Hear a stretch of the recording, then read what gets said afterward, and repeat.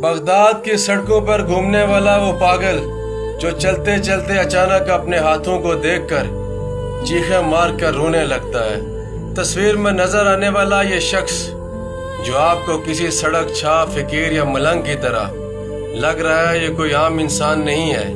ये Iraq Baghdad के इंतहाई मशहूर और काबिल तरीन सर्जन डॉक्टर मेहदी हैं। इनकी इन खस्ता हाली के पीछे एक ऐसा दर्दनाक वाकया छुपा है जो पत्थर दिल इंसान को भी रुला दे।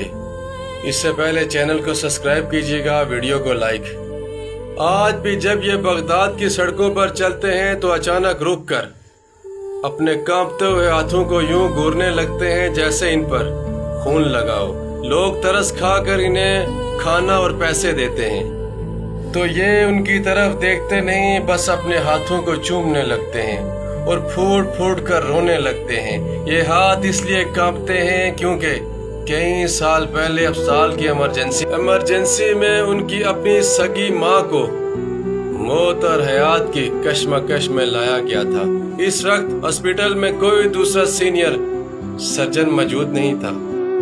अगरचा मेडिकल प्रोटोकॉल के मुताबिक कोई डॉक्टर अपने करीबी अजीज का ऑपरेशन खुद नहीं कर सकता था, लेकिन माँ को बचाने की तड़प में डॉक्टर मेहदी ने खुद ऑपरेशन शुरू कर दिया।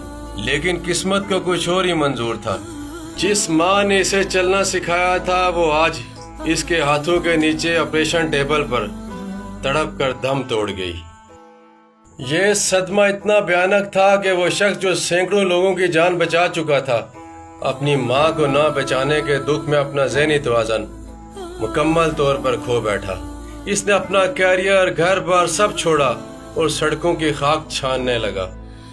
बगदाद की एक पूरी नस्ल इस पागल को देखते हुए जवान हुई।